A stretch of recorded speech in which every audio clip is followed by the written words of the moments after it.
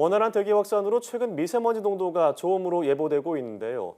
하지만 늦가을로 접어들면 다시 미세먼지 농도가 높아진다고 합니다. 네, 오늘 날씨학개론에서는 미세먼지 농도에 대해 알아보겠습니다. K웨더 반기성 예보센터장과 함께합니다.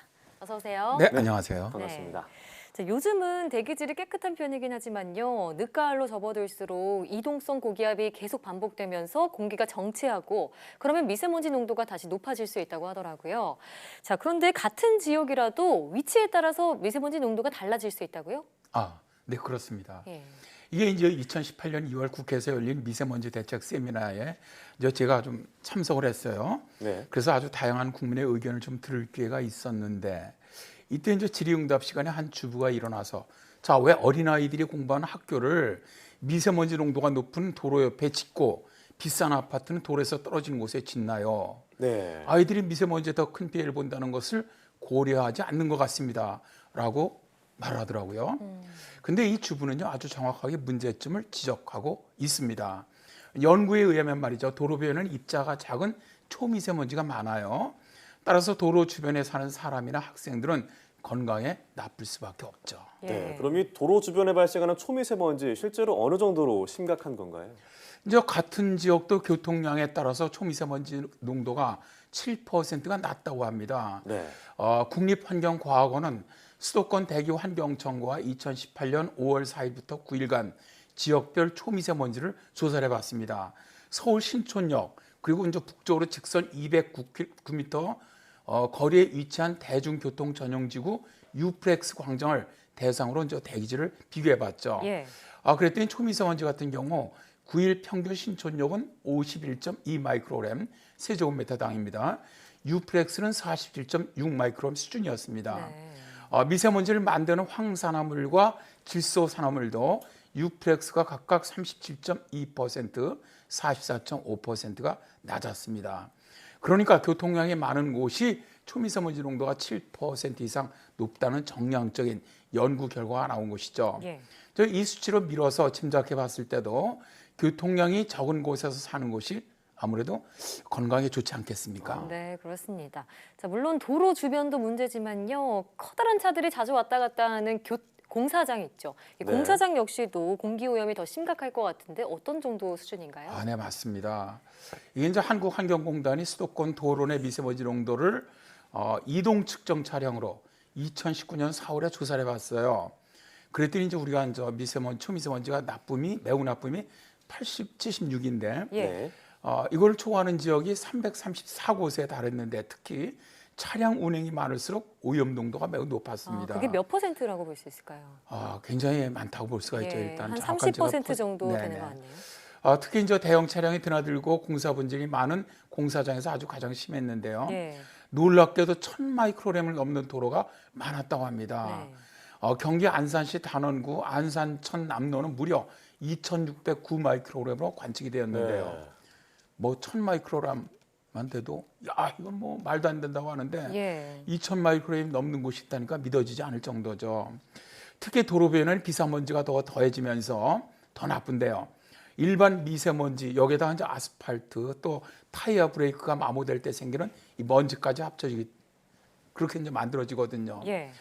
자동차에서 만들어진 미세먼지는 특히 이제 카드뮴이라든가 납이라든가 크롬 이런 중금속이 들어있는데 더 무서운 것은 대부분 입자가 아주 매우 작은 초미세먼지여서 건강에 정말 해롭다는 것이죠. 예. 예. 인하대병원 임종환 교수는 도로 미세먼지가 나쁜 이유를 이제 보통 먼지는 코로 들어와서 기관지 섬모를 통해서 걸러지는데 자동차에서 만들어진 초미세먼지처럼 입자가 작으면 섬모를 거치지 않고 그대로 우리 몸으로 들어온다고 해요. 네. 자, 그렇다면 이 앞서 말씀하신 주부의 말처럼 도로 주변에 아이들이 다니는 학교를 짓는 것을 좀 심각하게 봐야 되지 않을까요? 네. 그렇죠. 그래서 2018년에 세계보건기구는 어린이가 오염된 공기에 노출되지 않도록 하기 위해서 학교, 놀이터는 번잡한 도로나 공장 또는 발전소 등 주 오염으로부터 멀리 떨어져 있어야 한다라고 권고하고 나섰습니다. 네. 자, 이제 우리 정부에서도 도로변 미세먼지 농도가 아이들에게 매우 나쁘다는 것을 인식은 하고 있어요. 그래서 이제 환경부 고위 관계자는 학교를 6차선에서 10차선 이런 대로변에 위치시켜 놓고 미세먼지 영향을 줄이기 위해서 공기청정기를 돌리는 방법은 문제가 있다. 잘못됐다. 네, 이렇게 네. 이제 생각을 한다 그래요. 그래서 이제 국토교통부, 교육부 등 관계부처 협의를 해야 하겠지만 새롭게 짓는 학교, 네. 또 어린이집은 미세먼지 영향을 좀 덜 받는 곳, 이런 곳에 들어설 수 있도록 유도할 필요가 있다라고 네. 의견을 제시하고 있죠. 좋은 지적이라는 생각이 듭니다. 네. 자, 그런데 또 미세먼지 농도가 높은 곳에는 말씀하신 대로변이나 뿐만 아니라 터널 등도 있다고 합니다. 지하 주차장도 해당이 되고요. 우선 지하 주차장의 미세먼지 농도 얼마나 심각한 수준인가요? 이게 이제 경기도 보건환경연구원의 연구인데요. 지하 주차장의 미세먼지 농도가 매우 높다. 이런 연구가 나왔어요. 이들은 지하 주차장의 미세먼지 농도가 지상의 미세먼지 농도가 제일 나쁠 때 그때보다 거의 3배에서 4배 높은 수준이다. 이렇게 네. 주장을 하는데요. 네. 연구팀 연구하는 곳은 300에서 한 700가구가 있는 아파트 단지입니다. 주차장 출입구가 2개 이하인 5개 단지를 선정을 해서 연구를 해봤습니다. 이들 중 대표성이 높은 1개 단지에서 지하 1층 그리고 지하 2층 또 주차장의 진출입로 10m 반경 내 오염치를 측정을 해봤는데요. 측정 결과 미세먼지 평균 농도는 591.4 마이크로그램입니다. 그러니까 이제 우리가 미세먼지 10 마이크로그램, 예. 네. 10 마이크로미터 이상인 이 나쁨을 갖게 이제 100으로 보는데 그보다도 거의 5배 이상 나빴다는 것이죠. 네. 예. 뭐 지하 주차장도 이 정도인데 환기가 더 어려운 터널은 어느 정도로 심각한 건가요? 저는 이제 운전을 하면서 긴 터널을 만나면 가슴부터 정말 답답해집니다. 답답하죠. 저는 미세먼지를 알다 보니까 자, 이제 이 터널 안에 미세먼지는 정말 어떻게 처리할까 그런 생각이 들곤 하는데요. 우리나라 터널 유지 해당 기관은 터널의 미세먼지에 대한 자료도 없고 또 무관심해요. 네.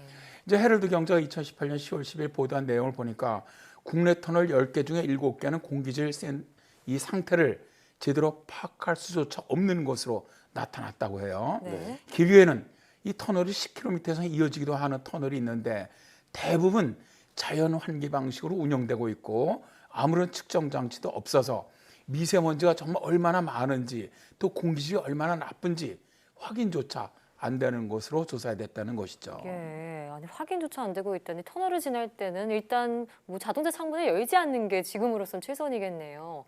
자, 그런데 이렇게 뭐 정기적으로 측정하는 방식은 없다고 하더라도 실제로 측정해본 그런 결과 자료가 있는지 궁금한데요. 네. 한 번 있었습니다. 예, 2017년에 인천시 보건환경연구원이 이제 김포, 인천 고속도로 구간인 북항터널이죠. 이게 구간이 5.6km예요. 네. 미세먼지를 측정해봤습니다.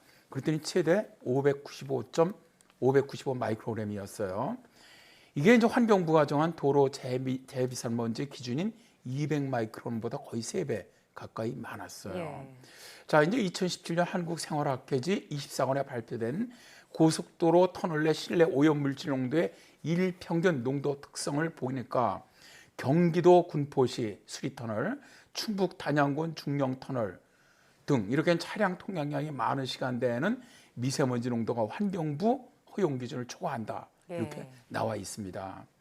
근데 이제 심각한 것은 미세먼지 농도 상태조차 파악할 수 없는 자연 환기 방식의 터널은 어떻게 관리해야 하는지조차 이런 별다른 규정조차 없다는 것이죠. 네.